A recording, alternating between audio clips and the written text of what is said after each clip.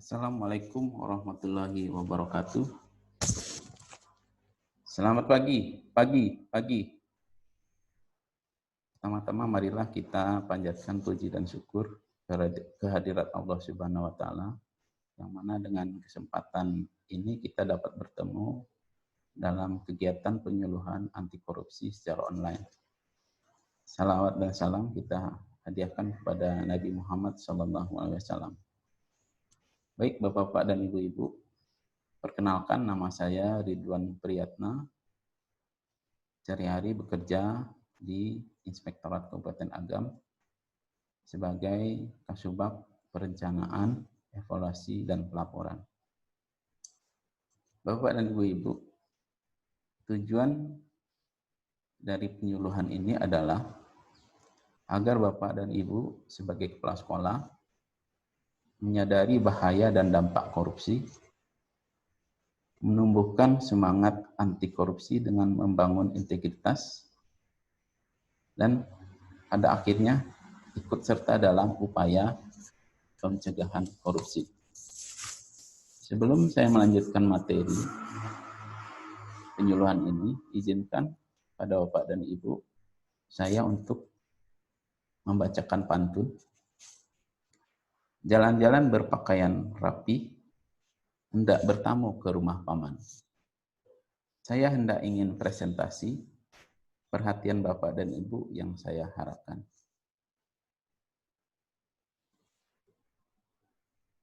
Materi, adapun tema dari penyuluhan ini adalah menumbuhkan integritas dalam melawan korupsi.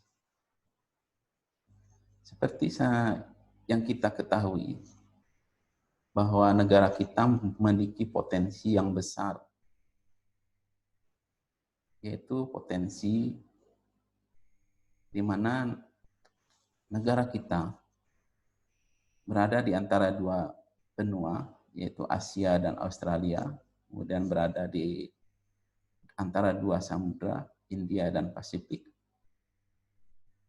yang menjadikan Indonesia merupakan jalur perdagangan ekonomi dunia. Begitu pula dengan luas wilayah kita, merupakan negara kelima yang memiliki luas di dunia. Adapun luas wilayah Indonesia adalah 1,9 juta kilometer persegi.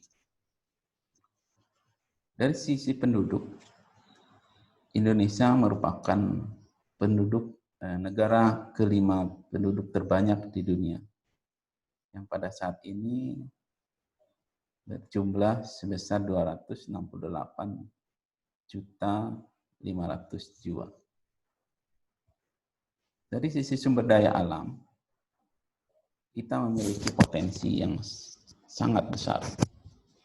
Seperti produksi perikan rata-rata itu 6,5 juta ton per tahun. Dan menurut penelitian cadangan minyak kita sebesar 7,5 miliar barel. Dan luas hutan kita merupakan terluas di dunia, meliputi 52,3% dari luas seluruh wilayah Indonesia. Dan masih banyak lagi potensi sumber daya alam di negara kita. Termasuk adalah keindahan alam yang merupakan potensi untuk dijadikan daya tarik wisata. Dengan potensi tersebut,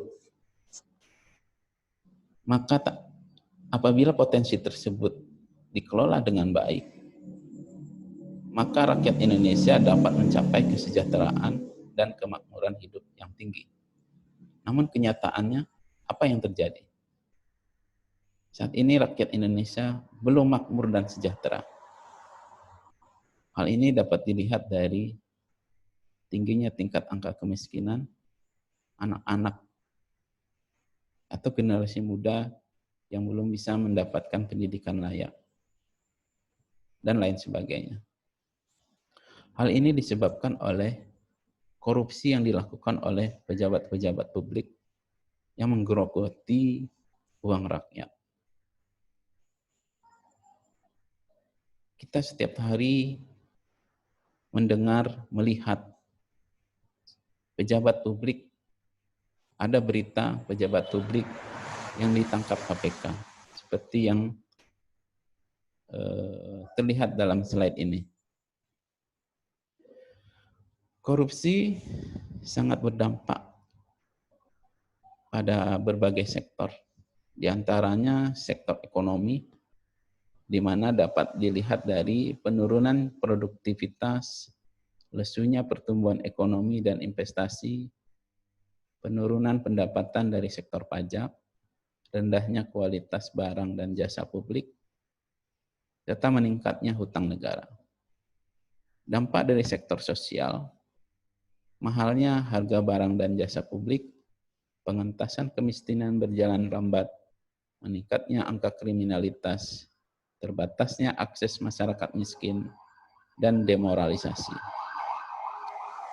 Korupsi juga berdampak di birokrasi pemerintahan, di mana birokrasi tidak efisien, matinya etika politik, dan rendahnya otoritas pemerintahan. Jadi, bagaimana Indonesia saat ini? Ya, Indonesia masih banyak persoalan, di mana rakyatnya masih bergelimang kemiskinan, tingkat kesehatannya buruk, tingkat pendidikan yang rendah, dan kerusakan lingkungan yang semakin parah. Itu disebabkan karena korupsi. Lantas, apa itu korupsi? Korupsi asal kata atau secara etimologi berasal dari bahasa Latin, yaitu corruptio, yang berarti busuk, rusak, menggoyahkan, memutarbalik, atau menyogok. Menurut hukum di Indonesia, korupsi adalah perbuatan melawan hukum dengan maksud memperkaya diri sendiri atau orang lain, baik perorangan maupun korporasi, yang dapat merugikan keuangan negara, perekonomian negara. Kemudian Undang-Undang Nomor 31 Tahun 1999, Junto Undang-Undang Nomor 20 Tahun 2001, ada 30 delik tindak pidana korupsi yang dikelompokkan menjadi 7 jenis. 30 delik tindak pidana korupsi yang dikelompokkan menjadi 7 jenis, yaitu 1. Kerugian keuangan negara, 2. Suap menyuap, 3. Penggelapan dalam jabatan, 4. Pemerasan, 5. Perbuatan curang, 6. Benturan kepentingan dalam pengadaan, dan 7. Gratifikasi. Kemudian, apa yang menjadi faktor-faktor penyebab korupsi? Ada beberapa teori yang menjelaskan penyebab terjadinya korupsi. Di antaranya adalah teori Jack Palance atau Gun Theory. Faktor penyebab korupsi berdasarkan Gun Theory, pertama adalah keserakahan, kedua kesempatan, ketiga kebutuhan, dan keempat pengungkapan. Selanjutnya teori Proud Triangle Theory yang menyatakan 3 faktor yang berpengaruh terhadap fraud atau kecurangan adalah kesempatan, motivasi, dan rasionalisasi. Ketiga faktor tersebut memiliki derajat yang sama besar untuk saling mempengaruhi. Untuk melawan korupsi dibutuhkan nilai-nilai integritas, di mana kita melakukan hal-hal yang kecil, yang positif, itu dapat mengubah Indonesia menjadi lebih baik. Untuk itu, ayo kita berintegritas. Kemudian, apa yang dimaksud integritas? Menurut Kamus Besar Bahasa Indonesia, pengertian integritas adalah mutu, sifat, dan keadaan yang menggambarkan kesatuan yang utuh, sehingga memiliki potensi dan kemampuan memancarkan kewibawaan dan kejujuran. Banyak orang mengatakan integritas itu menjadikan orang yang integral.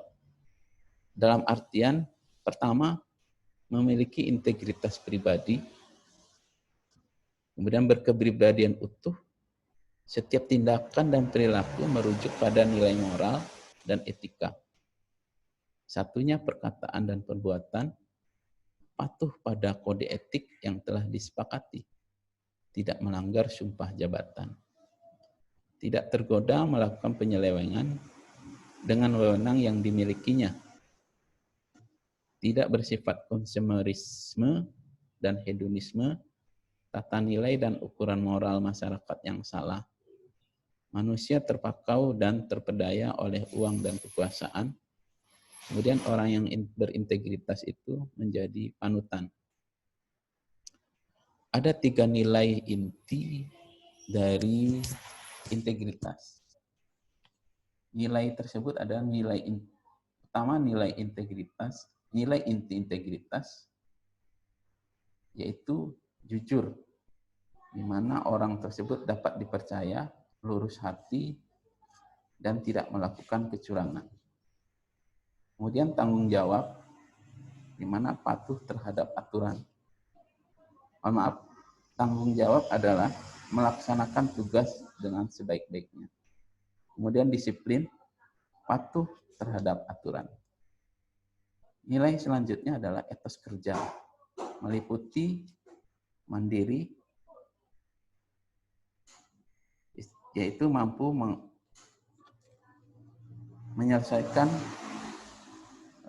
persoalan sendiri, kemudian kerja keras, sungguh-sungguh dalam bekerja, dan sederhana, merasa cukup dengan apa yang ada. Nilai selanjutnya adalah sikap integritas, yaitu berani, rasa percaya diri yang besar dalam menghadapi ancaman, kemudian peduli, sikap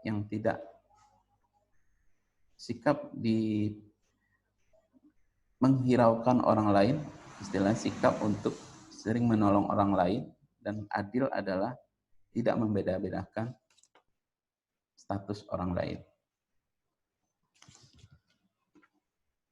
Selanjutnya, apa strategi dan rencana aksi dalam pemberantasan korupsi? Ada 3 strategi dalam pemberantasan korupsi.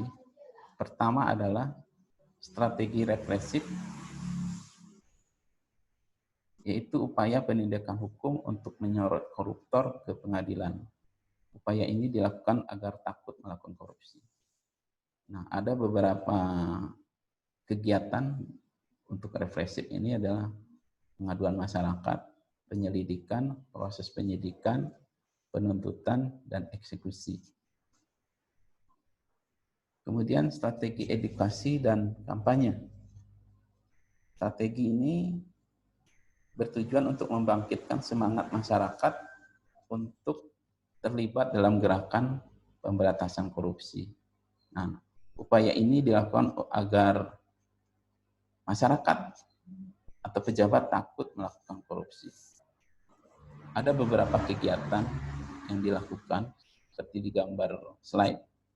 Dan salah satunya ini adalah sertifikasi penyuluh anti korupsi, kegiatan-kegiatan mendongeng yang dilakukan oleh kelompok komunitas yang ada di masyarakat, kemudian membuat kegiatan mendongeng, membuat buku dalam rangka kampanye anti korupsi. Selanjutnya ada strategi perbaikan sistem, di mana untuk mendorong transparansi penyelenggara negara, seperti pelaporan harta kekayaan, kemudian perbaikan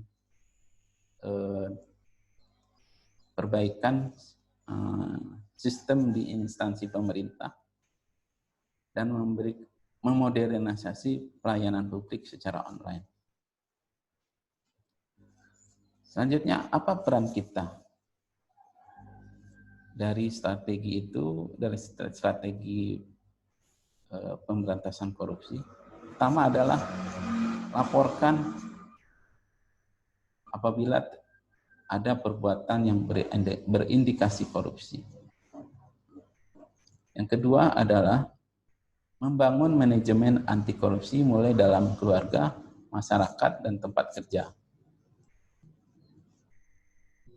Bagi kita sebagai pejabat, yang harus dilakukan adalah salah satunya melaporkan harta kekayaan melalui LHKPN atau LHKSN.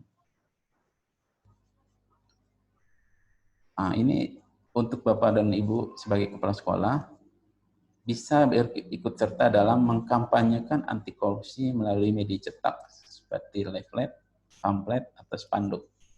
Nah, ini nanti dibuat, dicetak, dan nanti ditempelkan di masing-masing ruangan ataupun di tempat kerja kita. Kemudian membangun jaringan komunikasi anti korupsi dan membuat kelompok-kelompok